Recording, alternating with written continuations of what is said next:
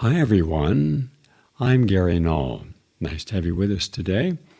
We begin our program today with the latest on health and healing. This is a very important study.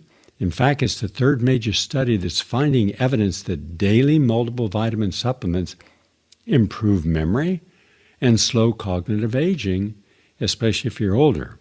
This is from Massachusetts General Brigham Hospital, and this is about Alzheimer's disease. And they're saying nearly 1 in 4 Americans will be in an age bracket at elevated risk of cognitive decline and coming up. And that's unless interventions can help preserve cognitive function before deficits begin. The Cacao Supplement and Multivitamin Outcome Study is a large-scale, nationwide, randomized trial rigorously testing cacao, which is chocolate, and a multiple vitamin supplement directed by the Mass General Brigham Hospital. Now, 2 previously published studies of cognition suggest a positive effect if you're taking daily vitamins and having some raw chocolate. The results, quote, from this latest report confirm consistent and statistically significant benefits of a daily multiple vitamin versus placebo for both memory and global cognition. This was a meta-analysis, 3 separate cognitive studies, all showing a strong and consistent evidence that taking your daily multiple vitamin, which has about 20 essential micronutrients like zinc and selenium and chromium, helps prevent memory loss and slows down cognitive aging. That's good news, because all the time I'm working with people who I've known many of them for years. They were in the running club or came to my lectures. In fact, just recently, I met a couple, and I was thinking, where did we first meet? Turns out it was the mid-1970s. And they were just getting into running. They were a young married couple at the time. And they were into health in a good way, not perfect way. And I remember seeing them at all my different lectures. I would do a series of lectures back then. I started the first one in 1975 called Mastering Life. And it simply looked at all the different aspects of life and what goes wrong and how we can prevent that. In fact, the whole concept was, can I learn from someone else's mistakes? Well, of course, if you can watch someone in your family or friends and see, wow, that doesn't make any sense, but they're not going to stop because I'm suggesting maybe it's not the right idea to do something, then maybe I can learn that lesson. And learning someone else's lesson prevents you from having the same negative outcome. So there was nothing off base. In fact, I would start with an idea, but I would always open up saying, let's just take a little survey. Tell me the ideas that you believe are important in your life, and I'll address them. And that's what we did. And there were so many people coming, I couldn't do it in a regular lecture hall. I had to rent RFK High School over on the east side. We'd have sometimes 500, 700, 800 people. And I would start by doing it once a week, and a series would go for a year. And that went on till 2015, long time, hundreds and hundreds of lectures. Now I began again, just in the last 3 weeks. And I'm getting ahead of myself because I heard so many people in my life talking about, Gary, I'm 40 years old, I'm 50, 60, 70, 80, and I don't know what my life should be at this point. There have been so many changes, so many ups and downs, good things, bad things. And you talk about the big empty, I have it. Do you know anything that might help me? And of course, I feel a moral and spiritual responsibility that if I can help someone, I will. I don't care about your politics, your ethnicity. That's irrelevant to me. Your age. You're a human being. You deserve help. We all deserve a hand. You know, that we're all going to stumble at times. We're all going to make mistakes. But that doesn't mean that we're going to continue to make the same mistakes. So I did one just this week on the 13th step. The 12 steps have helped a lot of people, but I believe there's another step that's been missing. So I shared that. If you find that value, good. You can go to Gary Null YouTube and watch all of these discussions, because with one exception, I'm filming them, as I'm doing right now. And so in any case, I did one on happiness, forgiveness, one on the 13th step on love. That's got a phenomenal response. I mean, phenomenal. So clearly, all of us could benefit from better understanding what love is, how to share it, how to manifest it, how not to block someone else who's trying to share love, and maybe we've been hurt and block it. In any case, I share all this with you because this is all part of what I'm doing now. I haven't done this in several years. I've done a lot of lectures, hundreds of lectures, but this Mastering Life series is back. And I'm taking what you're asking seriously, and I'm developing essays around it. But I'm trying to use more of a historically philosophical, romantic approach. Nothing just dry and informational. I'm trying to bring in the human element, because boy, do we need it now more than ever before. We need to recognize how much power we have to make a choice if we know which choice to make. Trouble is, what if we've been making choices based upon people we trusted and they didn't show us they deserve that trust? So that's what I'm putting into all this. So in any case, think of how long it's been since the Surgeon General of the United States, since the state Surgeon Generals, with the exception of Florida, where I'm at. He is phenomenal. And he's been attacked because of his views, but he's on the right side of this. And just think of all the other times you were told, vitamins, they don't do anything. You eat a good diet, what's a good diet? Well, they don't tell you. You go into a hospital, you would think that a hospital, you would think a pediatric hospital, you think a pediatric ward, you think a cancer ward would pay attention because there's a direct link between our diet and cancer. No, they just feed you junk everywhere. And then you start realizing, wow, maybe these people are not as smart as I've given them credit to be. So let's start looking beyond the so-called experts. And now 3 separate studies show that if you want to prevent Alzheimer's, dementia, have a good quality supplement. Not all supplements are the same. I suggest looking at the ingredients. What are the main ingredients, then what are the additives in there?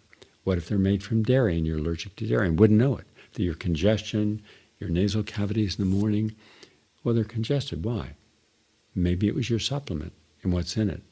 So pay attention to what you use, put in your body. Anyhow, as I was referring, I'm meeting a lot of people who at different times in their life were really serious about health. I know because they were part of my journey. So at the Fertile Earth Farm, at the Lake Apacong, the Healing Springs Ranch, the Villa, other places, all the different retreats in the Catskills for 25 years, they were really interested in health. And now, for whatever reason, less so or not at all. I mean, I had someone recently come up to me. I didn't recognize this person. They had a white beard. They were bald. They had a big belly. Hey, Gary, remember me? I said, I'm sorry, I don't.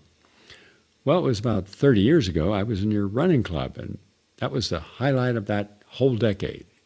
I ran a lot of races. I wasn't an elite runner because I didn't want to train. Those of you who had all the men and women training, it just seemed like it was, like Navy SEAL training. No, Navy SEAL training is extreme. But ours was also, for runners, it was extreme.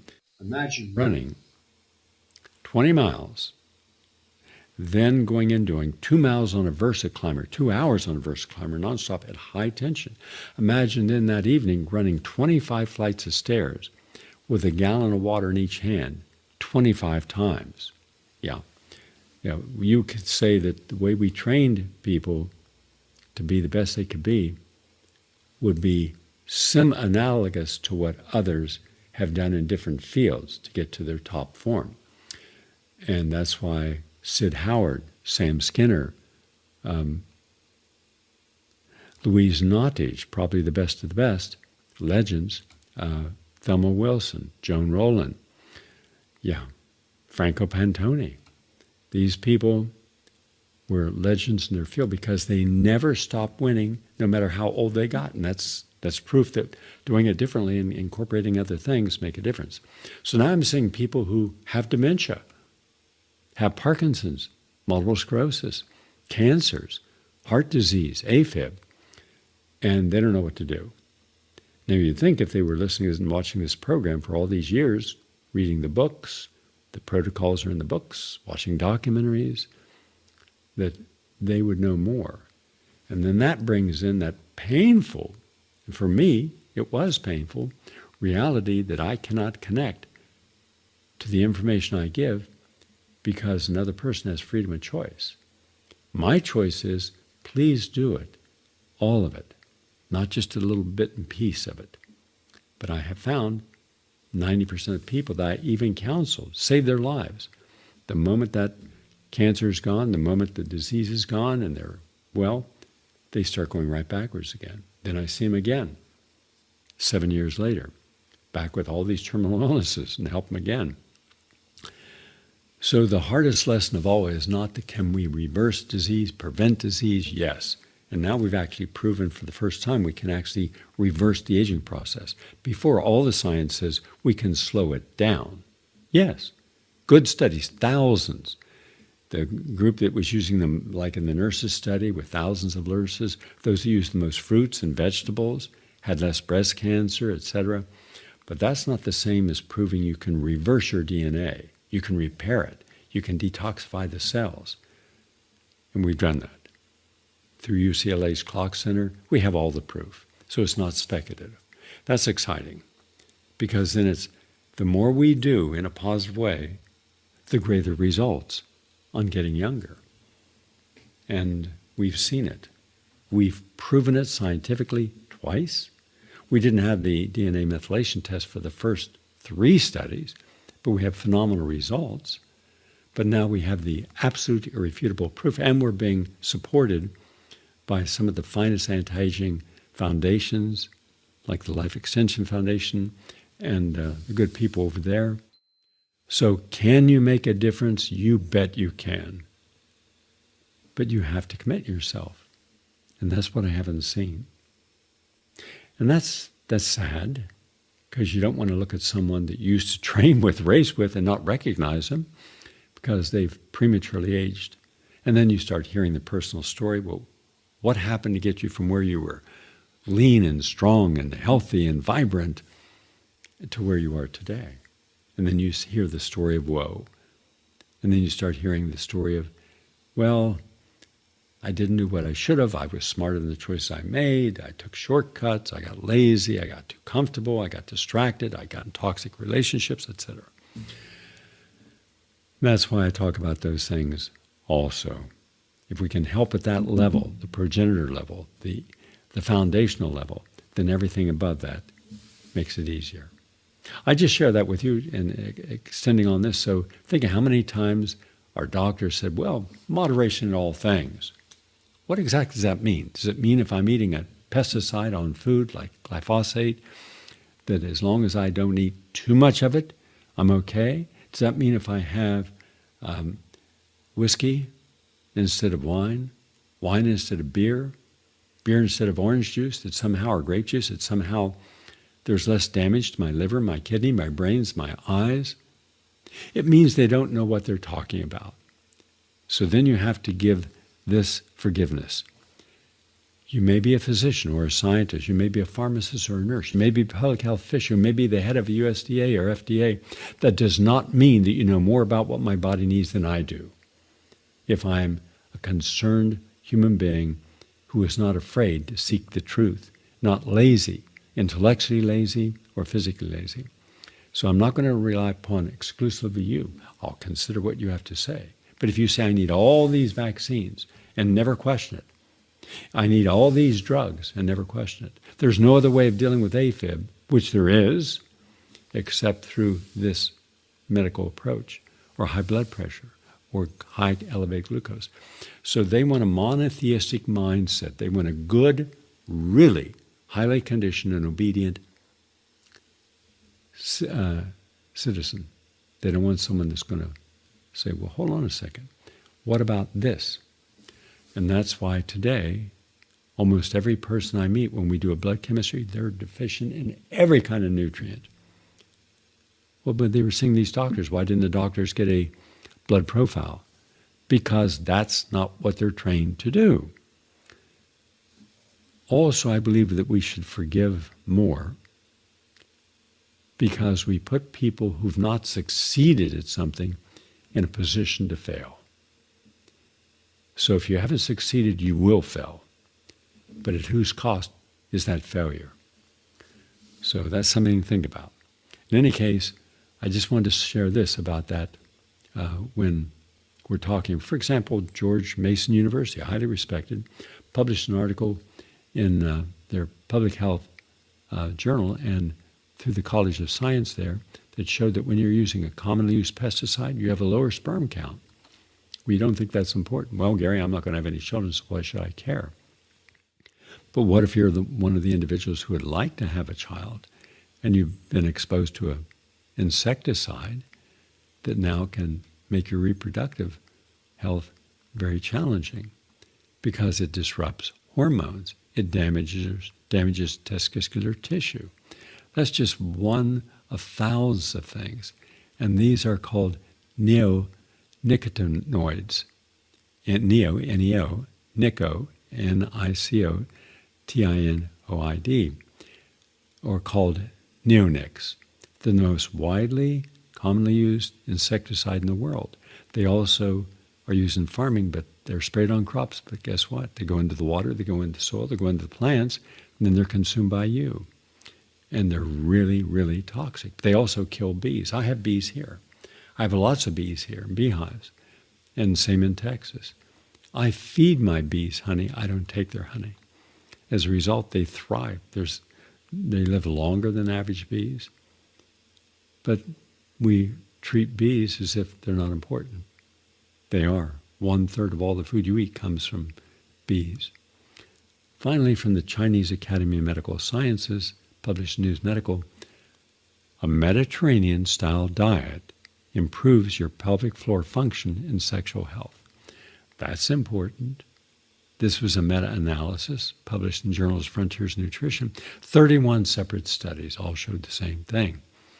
If you want to have interventions in pelvic floor dysfunction outcomes, including incontinence and dysfunction, then go to a Mediterranean diet. It can make a difference. That's the latest on health and healing. We're going to take a break and come right back. Please stay with us.